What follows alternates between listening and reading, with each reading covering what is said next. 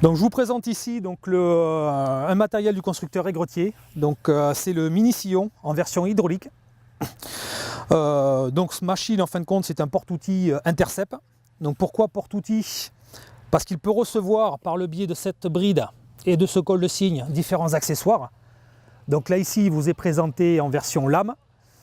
Le constructeur propose aussi de pouvoir l'équiper avec un corps de charrue décavaillonneur traditionnel ou une lame sarcleuse. L'intérêt en fin de compte de cette polyvalence, c'est de pouvoir adapter sur un même matériel différents travaux que l'on peut réaliser en cours de saison. Ce porte-outils, cet Intercept hydraulique, hydraulique grâce à ce vérin qui permet en fin de compte à l'outil de revenir et de s'effacer devant le pied. Cette détection est assurée par un palpeur. Ce palpeur en fin de compte peut être muni de différents capteurs. Donc capteur en fin de compte qui permet le recentrage de l'outil et un autre capteur, donc cet équipement n'est pas équipé, n'est pas pourvu, mais un capteur qui permet aussi le contrôle de profondeur.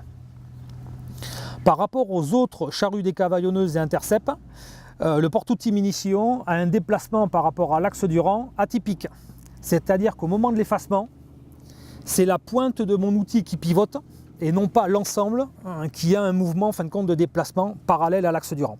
Lorsque l'on regarde en détail la machine, on voit en fin de compte, on remarque deux vérins.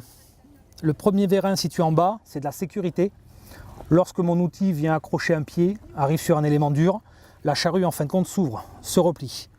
Le second vérin, situé au-dessus, lui sert en fin de compte à l'assistance, à l'effacement et au retour au travail. Ensuite derrière, vous pouvez remarquer un petit capteur qui lui en fin de compte sert pour l'alignement, le recentrage automatique de l'outil par rapport à l'axe du rang.